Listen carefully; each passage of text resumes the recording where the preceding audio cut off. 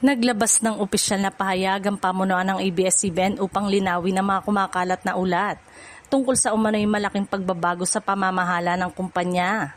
Ang pahayag ay inilabas matapos mag-viral sa social media at iba't ibang online platform ang mga espekulasyong nagsasabing magkakaroon umano ng bagong grupo na hahawak sa operasyon ng Kapamilya Network.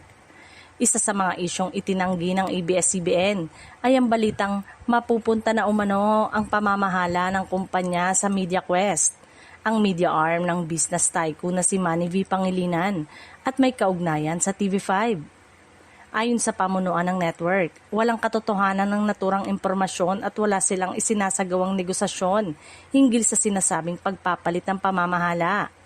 Nilinaw rin ng ABS-CBN na wala silang anumang pag-uusap kina Manny V. Pangilinan o Ramon S. Ang tungkol sa umano'y paglipat ng kontrol o pamamahala ng kumpanya.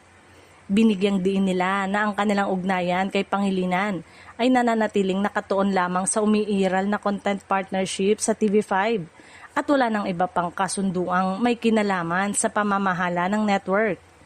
Bukod dito, pinabulaanan din ng kumpanya ang mga ulat na nagsasabing mahigit 10 billion pesos na ang naipasok na pondo sa ABS-CBN mula noong 2020.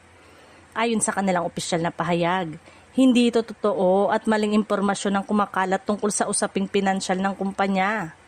Ipinaliwanag ng ABS-CBN na ang Lopez, ang pangunahing shareholder ng kumpanya, ay nakapag-invest lamang ng mas mababa sa 1 billion sa ABS-CBN sa kasalukuyan. Sa huli, muling tiniyak ng ABS-CBN na nananatili silang nakatuon sa paghahatid ng dekalidad na programa at serbisyo para sa kanilang mga manonood at mga partner.